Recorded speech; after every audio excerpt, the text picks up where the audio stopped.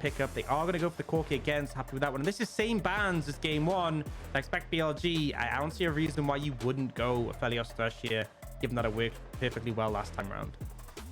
For BLG, if it ain't broke, don't fix it, right? It certainly makes sense to me. But actually prioritizing the Orianna instead, I'm a little surprised, I will say, because that means Jinx Thresh is now available for TT. I think this might be a situation where they want to keep their third pick available, depending on what TT takes. And they know that Orianna might well get banned out, right? They want a good matchup in the Corki before they go to second rotation. Honestly, TT, you know, I think just take this in. I think take the jungler here, take the Jinx. Why not, right? If you can give me a reason not to, I'll understand it. But I think these picks are so strong right now. And actually, they do take the Jinx, but they're toying with the idea of the Thresh themselves. I think this makes sense, right? You want to keep that backline safe. You have that immobile carry. Thresh definitely lends itself there. Does mean that BLG, if they want to, could go for something like a Hecarim again and go ahead and ban away the Zins out, ban away the Lee Sin. That's what we saw in game number one. Granted, that was against Senatom Kench as opposed to Thresh and Jinx. And it looks like BLG going to shift up their strategy from this point on as an answer to that. So Nautilus being hovered right now, often picked into the Thresh. Your hook just a bit faster than Thresh's. So there's a bit of engage locked in with Chris. Yeah, and often we see that being a solid matchup. We see the Aphelios having the early pressure into the Jinx as well. So this is definitely a lane that BLG can play through. It does mean that jungler is going to go down a little bit low on the priority. We already have, obviously, Jarvan banned. But, you know, the same thing's been applied for TT because they opted for that Thresh instead of picking up the jungler. It kind of means you might be in a delicate position, right? If you start to ban them away, then BLG are the team who get first priority on those. So I think TT might end up being forced. You don't want to leave Xin Zhao available for WeiWei. Do you want to ban the Hecarim? That was obviously a problem last time.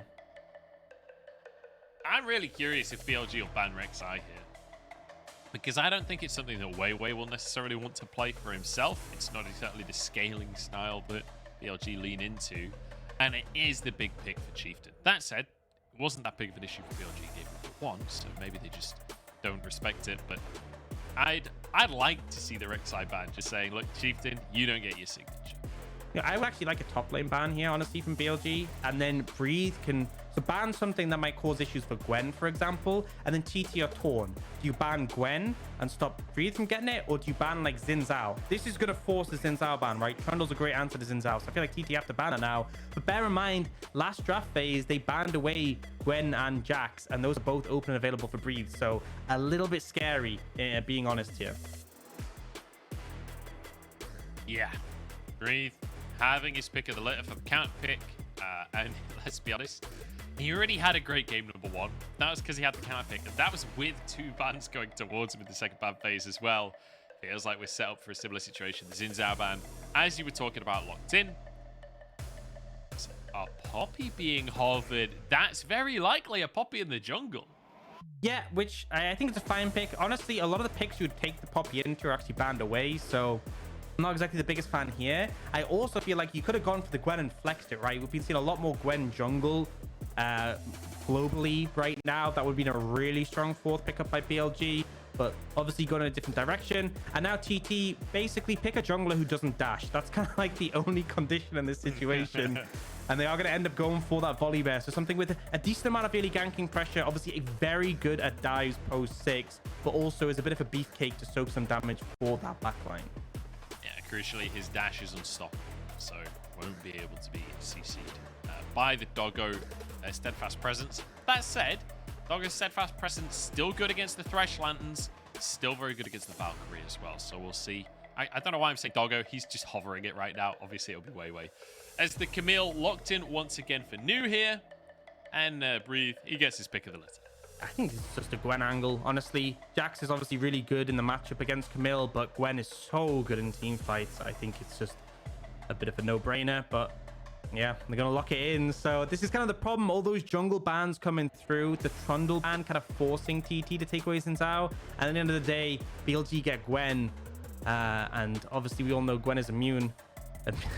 She is just a bit too strong right now. So I think we definitely have a bit of a different dynamic here.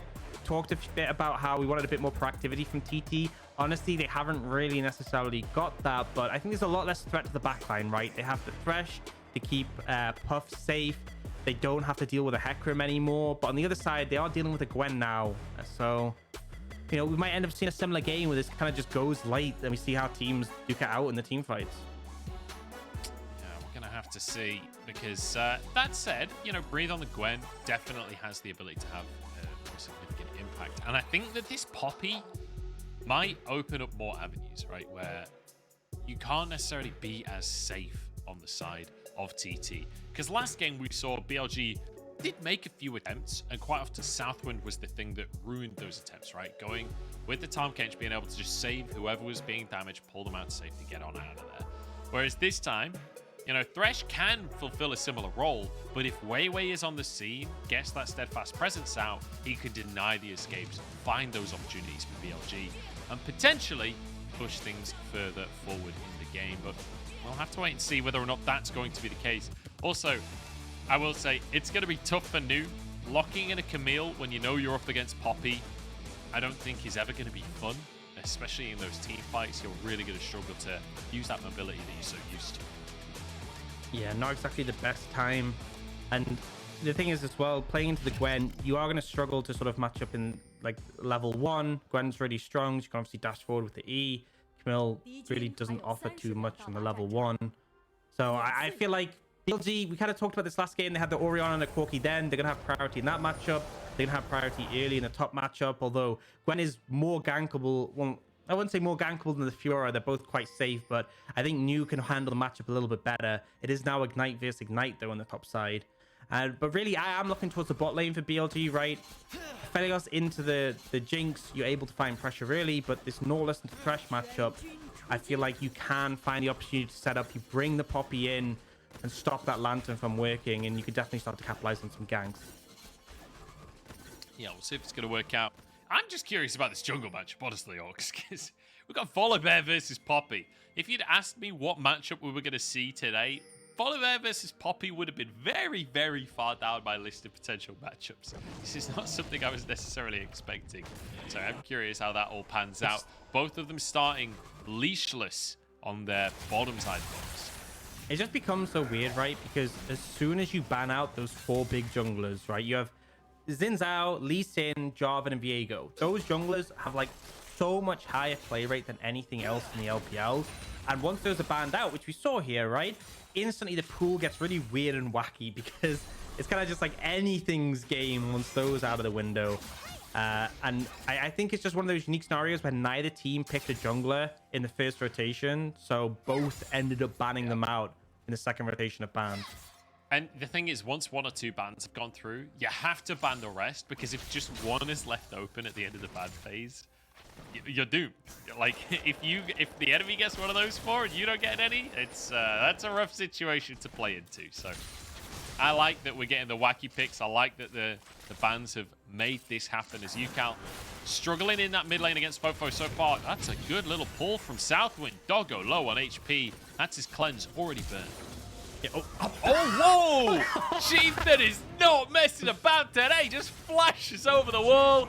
We said this is Thunder, Chad, Gaming, and Chieftain living up to that reputation. Oh my god. It's not going to work. They don't even damn, was it stylish. They don't even get the kill. Yes, that is exactly how I would feel as well. He flashes over the wall and he doesn't even get the kill, man. That is disastrous, honestly. Oh, painful. Right, now we did see bot lane. We get the replay in the picture-in-picture. Pop and SouthWind actually giving it to BLG. And Jinx, obviously, with the AoE for the rockets. Thresh is pretty threatening level 1. They're able to hit level 2 first. And BLG's bot lane just a bit disrespectful. And I think, honestly, TT aren't the strongest team in the league, but I think there's positives to say around their bot lane. Pop and SouthWind have constantly tried to bring it to the enemy bot lanes. And burning that early summoner, getting that advantage, definitely favorable when you're playing a Jinx. We might have a dive on our hands here, but Chieftain is around. He smells a rat at this point. Wait. We'll just get a little bit of damage back away from this one now that Chieftain has arrived. We'll just win the jungle trade. And is actually still confident to go for this one. Flashes straight in, steadfast presence. They're looking for the kill on New, but the shield saves him. Breathe takes the tower shot. Oh, he still goes down. The ignite. The burn, the ignite. I can't believe they got that. You know what's a hilarious thing? is BLG don't know that Chieftain didn't have flash, right? He wasn't in vision when he flashed over the wall. So they're probably just like, why is this guy not flashing for the kill? They don't know.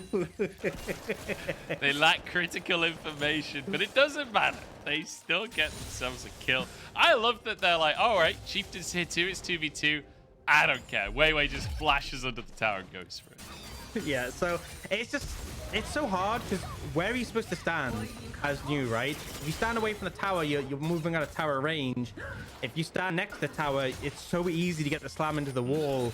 And Chieftain just not able to find the trade kill. Now, WeiWei, Hex flashing?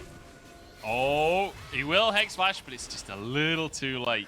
That's why you use the real flash to get over walls like Chieftain. You don't have like that delay. Oh my goodness. What a player. What a player. Well, 2.5 minutes till we get the next Chieftain flash, but for the time being, he doesn't need it. Doggo goes down. Crisp does have a flash of his own, but the anchor will do the work for the time being. Heavy lifted there, flashes over. And if Chieftain only had flash, maybe that could have been a kill. Yep. Man, if you had Hex flash, maybe you could have followed him over the wall. But well, I don't know about that one.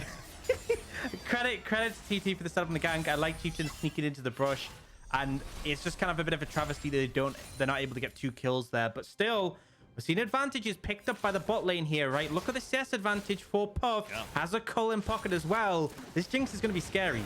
Yeah, plus a kill on top of it. He's feeling real good. And like you're saying, it's kind of crazy to see that not only for TT, this lane being their strongest lane, because, you know, Puff and SouthWind back on IG were this bot lane that did decently well, but never had the success that people wanted them to. And, you know, they had a big reputation to fill with the likes of Jackie and Baolan having previously been on that team. But even still, not the most impressive bot lane that we saw back on IG. And it feels like they have been the shining light for TT, but they're up against BLG as well. This is Crisp plus either Doggo or Uzi. These are serious bot lanes, and yet Puff and SouthWind stepping up. I feel like Puff and SouthWind play with names off, and it just doesn't matter what bot lane they're against. They will always try and find that advantage. I feel like a lot of times when you're playing against a certain bot lane, like you're playing against some of the stronger teams, you can think, oh, we shouldn't look for a trade here, they'll beat us out. They just don't care. They will always look for those windows and manage to find the success. The downside, though, is on the other side of the map, Breed has a pretty big advantage, and this is on Gwen, right? We talked about how the Fiora can be frustrating. I think Gwen is peak frustration in League of Legends. Oh, Shockwave is there, and the follow-up is beautiful. WeiWei takes the tower. Yukal does survive, but still, that was a nice gank and well played. I'm loving WeiWei's Poppy, by the way. What an aggressive Poppy. And honestly, the Hex Flash adds so much because you're so good at these dives, but often it's kind of difficult to find your way in. But if someone's against a wall, there's often just easy pickings. They weren't able to find the kill there. They end up trading even in summoners, though. It's just a flash for a flash, but either way, you can't survive. Goes wide. It's going to be answered by another hook on the other side. Now SouthWind low. Red and white for the Aphelios as Doggo tries to finish the kill, but SouthWind out of range on this one. Flashing forward is Puff low on HP, but he just out DPS's Doggo. And now Crisp is alone in the world. He'll get himself a kill onto SouthWind. It's a consolation prize, though, because we've now got a hat trick for Puff. I just find it amazing, right, that they go into that play. SouthWind misses literally everything, and they still end up winning. And it's just the power, even with the red-white from Aphelios, right? The Jinx with the lethal tempo stacked in this situation, the minigun as well. It's just hard to compare. Yeah, Death Sentence misses. The Flay, unfortunately, misses as well. But the problem is they've committed so much on a SouthWind here, right? Puff is obviously ramping up with the speed of the minigun and of lethal tempo. And in this situation, Crisp, I think it's the right play to go for the trade. I think you're going to die to the zap anyway. But it does mean 2 more kills for Puff. 3-0 on this Jinx at only 8 minutes in the game. That's bad news for BLG. And remember, this is 5th place versus 16th place. This is BLG as a heavy favorite. But down in that bottom lane, Puff and SouthWind are playing with nameplates off, as you said, Aux, and they do not care about the standings. What they care about is dominating 2v2. Absolutely. And you know, a lot of times you look at the state of the game, you're like, oh, Jinx is 3-0, has a pretty decent CS lead. The problem is, oh, might see a play here. Yeah, actually. let's hold this thought. 2 plates go down. Doggo now caught by the package, and then the Hextech ultimatum. Very nicely done by UCal and New to punish. It was still 2 plates, but even still, that's a nice little answer. In the meantime, on the top side, TT finding the Herald down. This will be a tower taken by Puff. BLG losing everywhere on the map. Who's this team, right? TT is doing so well here. I was going to say the downside still is this top lane matchup. New is massively behind, but we see this hero play from UCal, uses the package to stop their push on the bot lane. They kill Doggo again, and now TT able to pick up that tower top, have 1,000 gold lead, but the fact that they have 1,000 gold lead with this deficit top lane is really worrying for BLG. You know, Aux, you asked me who this team is. I'll tell you who this team is. This is Thunder Chad Gaming. They're currently on a win streak, by the way, and they will not let a meager organization like BLG stop that happening. They're on their longest win streak in 190 days. This team has never lost a best of 5. They never lost a game at Worlds. They've never even lost a playoff series. You know? Never. The expectation should be domination. Absolutely. And, you know, TT are on a 1-win streak. BLG lost their last series before this, right?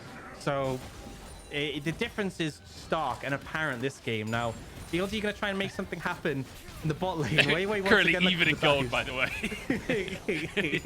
Look, we it's may not be getting about, a little carried away. Look. It's not about the gold, right? It's not even about who's winning. It's about the mojo. And TT are channeling their mojo right now. They certainly are, but WeiWei's channeling it harder as they come on in. The play does nothing. It looks real good, but that doesn't matter. UCal's arrived with the TP, and Crisp will be answered. That is going to be the shutdown taken, and I believe Doggo was the one to get the kill. Yeah, so still a trade up for BLG, especially as they got double TP. It was a nice play. I got very excited over that one, but unfortunately wasn't enough to keep Puff alive. No summoners available to the Jinx does mean it's a little bit of a tricky one. Either way, I'm loving this proactivity from TT. I'm loving them making things happen and responding to BLG. I'm still scared of Gwen, as most people are when she's in the game.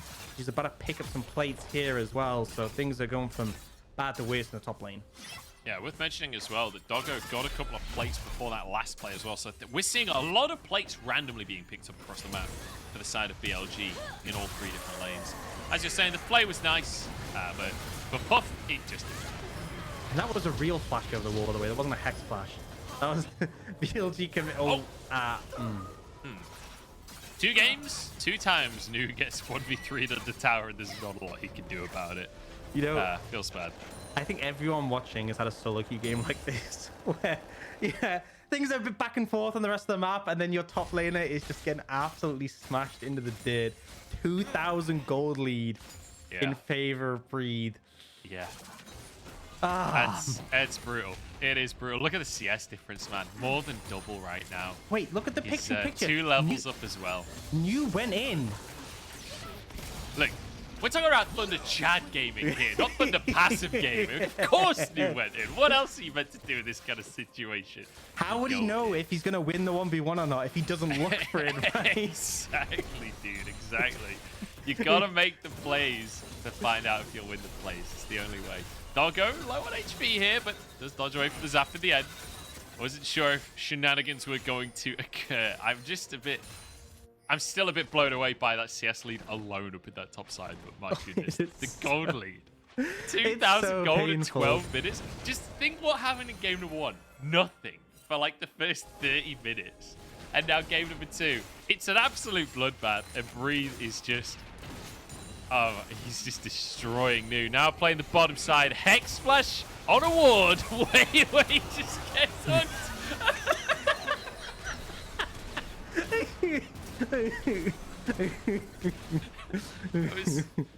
That was magical.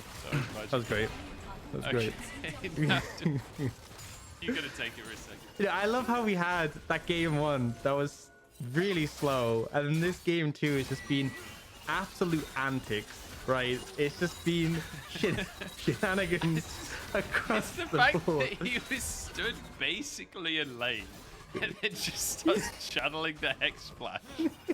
I love that. It's even better with a Hex-like animation where you just sort of like vibe in there, moving backwards and forwards.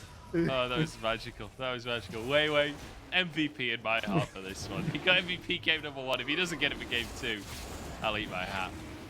No, Breed's getting it for sure. But, well, there's going to be 2 Drakes. And it's going to be an Infernal Soul as well. So, great news for BLG.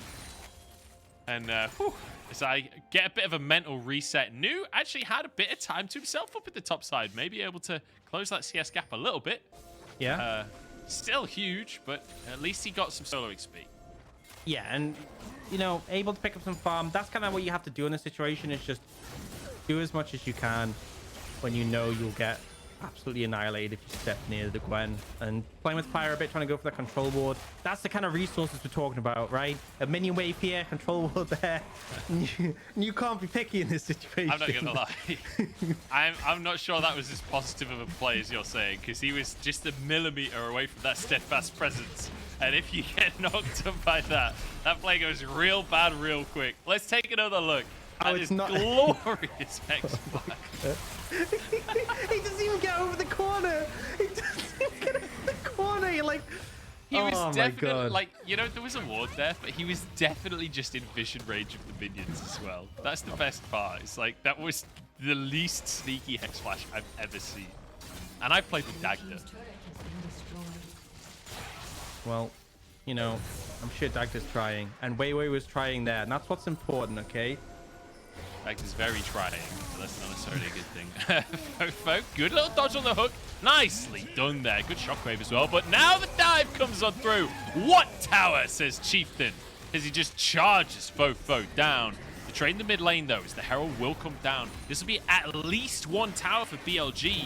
What can TT do to answer? They need to grab that tower as fast as possible in the bottom side and need to get out of there as well. Doggo going to be hammering away in the mid lane. Yukal trying to finish this Herald off. It will go down, and that means the inhib will be safe. Yeah, not worth for TT, definitely on that one. In fairness, enemy team has a Herald. They're always going to be able to find some impact, and they do get a good amount of gold, right? 500 gold from FoFo, get a bit of a shutdown from the CS, and on top of that, they get that extra gold from taking that tier 2 bot. But in terms of like control on the map, having 2 towers down mid, pretty massive for BLG. Now we'll see. SouthWind we've seen, I swear, this is the most splashes over walls we've seen in a single game. I know a lot of them even hex splashes, but a lot of confident plays coming out. Clearly both these teams were very bored by that game 1 being at a slow pace, and we're like, we need action, we need to go.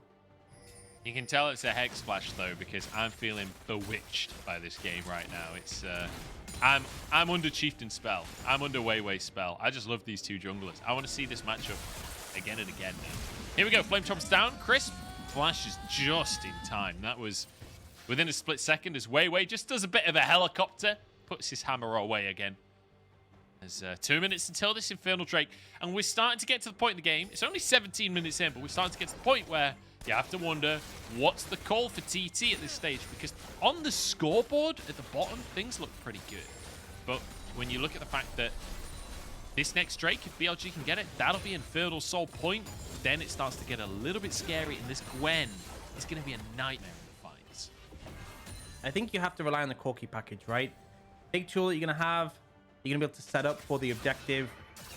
I think you should be fighting it because, like, I know there's a massive gold lead in the top lane for BLG, but bear in mind they're even in gold, right? So factor that into your sort of view of the game. Gwen being ahead is a problem, but on the other side, Puff is really far ahead, right? With those 3 kills, 25 CS lead, got all the tower gold, and so as a result, it's like you have to factor in who's going to have more impact. Now, I do think Gwen is pretty monstrous, but you're going to have the package for Yukal, and as long as you can keep Puff safe, as long as you can keep your backline healthy, I think TT are in with a good shot, but you absolutely cannot give this dragon over. There is one extra thing in the equation, though, because, you know, we've got a good amount of gold on this Corki, on this Jinx, even Volibear getting some good gold. But Breathe is playing a champion that came out last year almost. Yeah. Whereas the other champions in the game, they came out quite a while ago. So I'm not so sure that they'll be able to have the same level of impact, if you catch my meaning. Also, Breeze's just an absolute monster. He's on 2 items. He's monstrously huge, and if he can get that needlework across the whole of TT, he'll just shred health bars. But TT are the ones with position for the time being. I love that SouthWind is just throwing his Q on cooldown. He's trying to find plays, but in with the steadfast presence, WeiWei starting it off, trying to split up the enemy team. But TT, they're just walking one by one. They're just taken down one by one. Nucal and Puff don't even get a look in. Yeah, they just force in super fast. Nucal barely able to do anything. Doesn't even end up using the package, and the front line just gets decimated. New super weak. SouthWind as a Thresh are squishy, and Chieftain can't really do much in that situation. Great coordination from BLG to force their way in, and they're able to find a successful fight and get that 3rd dragon. And now things are starting to get a little bit scary this side of TT. Yeah, just a little bit. That's going to be the gold lead now in favor of BLG, as well as 3 Drakes. Let's take another look, because I'm curious how much of that damage was down to Breathe as we take another look at this fight. Yeah, and I think that the focus goes so heavily onto Puff, right? Gale Force gets interrupted by the Poppy, forced to flash over the wall. Very little actually able to be achieved by Puff, and then Nucal's not doing too much either, right? Just firing some rockets from the side. And you see that TT's decision is to, like, go in aggressively, try and cover the AD carry. But at the end of the day, this front line is just a lot weaker than BLG's, right? Chieftain's down in farm. Breeze is an absolute monster. And so a hard fight for TT to win. Now, they are trying to fish for FoFo here. He is playing it pretty safe. Yeah, it looks like he'll be all right. And I have to say, great shockwave from FoFo in that last fight, and great follow-up from the rest of the squad, right? Doggo able to layer damage from range, but Breathe was just stood in the middle of all that chaos. The shockwave comes in, and he immediately just snips and needleworks across the whole squad. As TT, this time around, they've got a ward on Baron. They won't let that happen again. What happened in game number 1, that'll never happen again to them. This time, they're aware that Baron does exist as an objective. We are past the 20-minute mark. So hopefully, the same shenanigans will not occur. Is it really a loss if you learn a lesson? Okay, well, they still lost game 1. Speaking, yes. They still lost game 1, but at least... You see the big number 1 at the top of the scoreboard? Oh, yeah. I'm glad I got you here to cover these things. Yeah, you're welcome. This is what us play-by-plays are here for, you know? The logistics of the situation. Yeah, that's... Often, I didn't think I'd come into talking about logistics and League of Legends in this game, but it is apt. I like to think of myself as the depot manager of the LPL, you know? All about the logistics. All about it. Oh no. We are not going to see a fight. I wasn't sure if Chris was going to go for a flash play, but flash is on cooldown for the time being, so nothing comes of it. In the end, as Breathe just consistently pressuring in this bottom side, trying to get some side lane threat. And it feels like BLG, once again, we get to this like mid-game moment where they want to do stuff, but they just struggle to force anything to happen. Yeah, I think that's one of the issues, at least before they had the Hecarim, right? And you have that easy just charge someone down, run at them agency, and it's quite difficult to find it. The Corki as well, we saw this last game where you can just like, annihilate a wave in a split second. It means it's very difficult to push.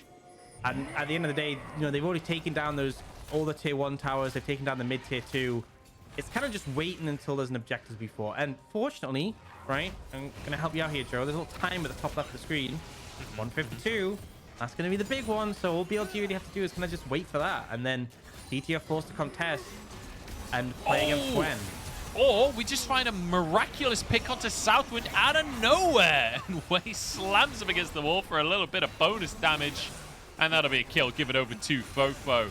So forget your timer in the top left. The logistics of the situation can be brute force by the weight of an anchor. Doggo behind the play as WeiWei flashes in once more. Doggo with the kill. And Chieftain left wondering what went wrong. This is some poppy gaming if I've ever seen it. WeiWei with a confidence locks down Nucal, and that should be an easy pickup on the Baron. They're going to have time to reset and head over the Dragon as well. So really difficult position to be put in right now for TT. Already a 3,000 gold lead. He's going to get whipped. WeiWei is poppying off this game, and they can comfortably 2v1 the Baron as well. That'll be the objective taken, and that'll be, I'm guessing, about a 5k gold lead after the Baron's gone down as well. Drake coming up in 45 seconds, which means the reset is just in time to head to base and then head on over to the Dragon Pit. Just, you know, you see the recall coming in there from Puff. He's in the control warded brush. SouthWind a little bit greedy with that one. Gets caught, and then the rest of the team are kind of in this uncomfortable spot where it's like, yeah, we have to approach the Baron. And WeiWei goes for this beautiful just flash over the wall, instantly takes UCAL down. You obviously can't Valkyrie with a steadfast presence there as well. Just pretty much guarantees the dragon on the back of that play. And now UCAL does have that package, just a 4,500 gold lead in favor of BLG. But TT cannot let them get the Infernal Soul, or this game just will be over. Certainly can't. Sterix just picked up Binu. That is a big spike.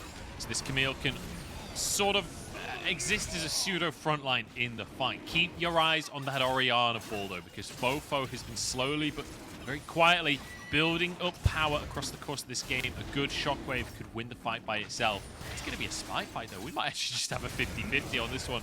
Dragon will reset. Hook goes wide from Crisp. He's getting fairly low on HP as Chieftain goes in, knocked up, and two of them are just knocked away from the play. Chieftain will finally go down, and the Dragon low taken out by WeiWei as Puff desperately tries to win the fight, but he's got a Gwen running at him. He's got to dodge everything, but actually the Thresh is there to save the day. SouthWind pulls his AD carry to safety. And the play from TNT, they end up focusing Crisp there, right? They're going on the Nautilus to support, and it just ends up being a lot of damage, a lot of cooldowns invested for very little gain. WeiWei once again absolutely smurfing, finds this beautiful ultimate to disrupt the fight, and then it just felt like there was no gas left in the tank for TT.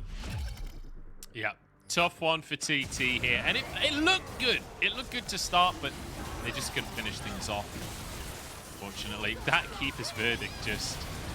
That was the nail. Oh. Yeah, I think as well, if you actually look, UCAL timed out.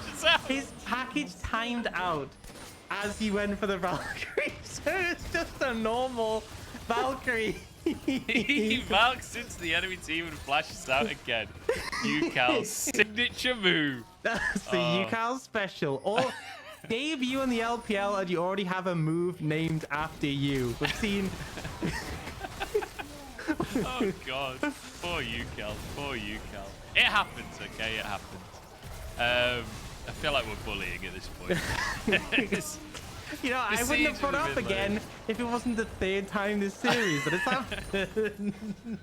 It has been pretty consistent. It's kind of impressive, honestly. Maybe he thinks he's playing Gwen and W will do something much nicer than it does. I don't know. Either way, Barrett in 2 lanes now. As BLG will crack this base open and start to find themselves a win in this series. If they can just finish things off neatly, that is. It's not quite over just yet. There is a Jinx, there is a Corki. Never quite over until the Nexus explodes, but it's looking pretty open in the grand scheme of things. And WeiWei is not afraid to just spin that hammer. Doesn't throw it, keeps the keeper's verdict for himself, but just showing off his hammer spinning skills. FoFo flashes forward, doesn't go for the shockwave in the end, but the flash was pretty cool. I don't really know what's happening anymore, Orcs. This has become an absolute fiesta as BLG are desperate to end, but it's just not happening. Nope. I think they're just going to back off, play it safe. They don't need to rush it. I think one of the problems we keep seeing, right, is we have the Bloodthirster from Doggo again. We have the shielding from FoFo and a lot of bulky members. And so UCAL is trying to land the poke, but look at his health bar right now, right? No ammo. And this is going to be like a consistent thing for UCAL. It's like going into every fight, he has no ammo left because he's constantly trying to lay a poke and just isn't able to land any meaningful damage. And as a result, the Corki is feeling really muted right now, right? We're not really seeing him have the impact because we talk about how broken this champion is, and it just feels like the impact hasn't quite been there. And I think, you know, things like the Bloodthirster from Doggo, the Orianna shielding, definitely doing a lot to mitigate. And once again, TT looking for the Nautilus. Yeah, but Crisp is actually looking for them because he's got an Orianna ball on his shoulder and he's got a win in his eyes. 2 for Doggo, and there's a bonus 1 for Breathe at the end there as well. 5-0 and 2 on the Gwen. And that is going to be all she wrote on this one. 14-8, a much quicker, a much more decisive game coming out from BLG. And I have to say, this Poppy pick from WeiWei was an absolute pleasure to watch.